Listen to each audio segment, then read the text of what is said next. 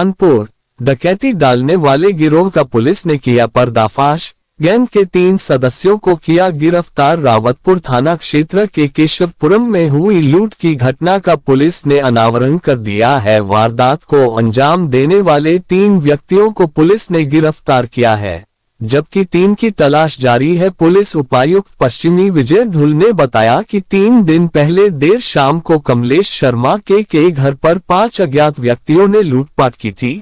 सूचना मिलने के बाद पुलिस ने मौके पर जाकर घटना की जांच करने के बाद डकैती के अंतर्गत मुकदमा दर्ज किया गया था, जिसके बाद सर्विलांस और एसओजी की टीम द्वारा 3 अभियुक्तों को गिरफ्तार किया गया है। उन्होंने बताया कि इस गैंग का मुख्य सरगना सागर है, जिसका इस मोहल्ले में आना जाना था। उसको इस मोहल्ले की पूरी जानकारी थी, जिसके बाद उसने अपने साथियों के साथ मिलकर डकैती की वारदात को अंजाम दिया। बाइट विजय ढुल, पुलिस उपायुक्त पश्चिम। क्राइम रिपोर्टर दीप्ति की रिपोर्ट। शादी हो गई?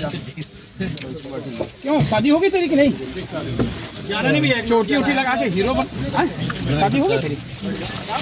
क्यों शादी किसके बाद? बता दो।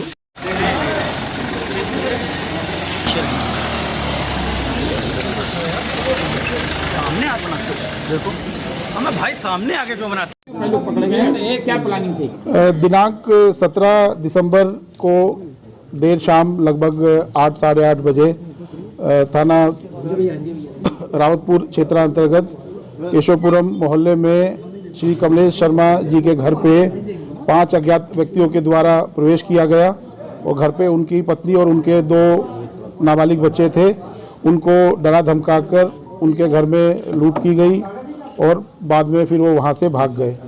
इस सूचना पर तत्काल पुलिस के द्वारा मौके पर जाके घटना की जांच की गई और जो परिवार के द्वारा जो तहरीर दी गई थी उसमें सुसंगत धाराओं में डकैती के अंतर्गत मुकदमा दर्ज किया गया और थाना पुलिस, क्राइम ब्रांच और वेस्ट जोन की सर्विलांस टीम और एसओजी टीम के द्वारा संयुक्त रूप से कार्य करते हुए 3 दिवस के अंदर इस घटना का सफल अनावरण किया है। इस घटना का जो आरोपी हैं ये कुल मिला के 6 व्यक्ति हैं, जिनमें से 3 व्यक्तियों को पुलिस के द्वारा गिरफ्तार किया जा चुका है। जो मुख्य अभियुक्त है और जो सरगना है इस पूरे गैंग का, उसका नाम है सागर, जिसका जो इस मोहल्ले में पहले भी आता जाता था और उसके बुआ शर्मा जी की पड़ोसी हैं और इस वजह से उसको इस मोहल्ले के बारे में जानकारी थी और उसके द्वारा ही अपने अन्य 5 साथियों के साथ मिलकर इस घटना को अंजाम दिया गया। क्योंकि सागर को बाकी लोग उस मोहल्ले में पहचानते थे, इसलिए सागर अब गाड़ी में ही बैठा रहा और बाकी 5 लोग आए और उनके द्वारा ये घटना अंजाम दिया गया।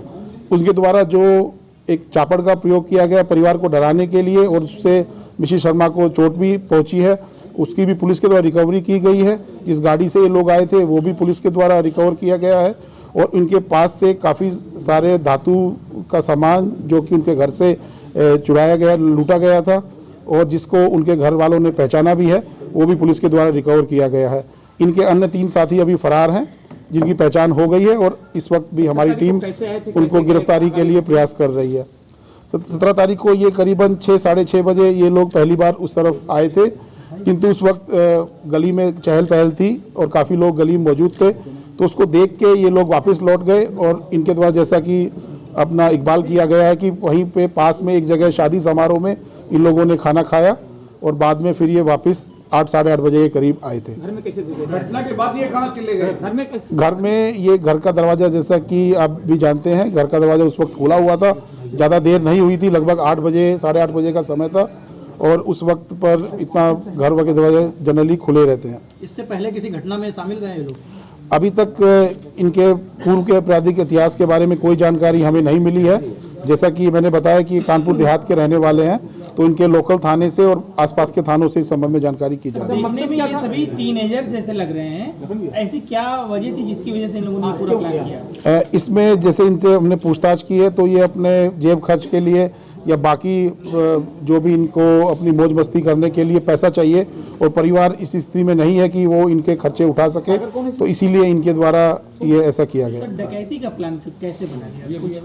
ये जैसे मैंने बताया कि सागर की बुआ उसी मोहल्ले में रहती है और सागर को आइडिया था कि शर्मा परिवार के पास अगर हम ऐसा कुछ घटना करेंगे तो हमें कुछ सामान वहाँ मिल सकता है, इसलिए इन्होंने ये प्लान किया और इस घटना को अंजाम किया। ये बताया जा रहा है कि ये लोग नाम का इस्तेमाल नहीं कर रहे थे इस दौरान, नंबर से एक दूसरे को बुला रहे थे। हाँ, आपस में इन लोगों ने कि कोई इनकी पहचान ना उजागर हो, इसके लिए आपस में ये लोग नंबर का इस्तेमाल कर रहे थे।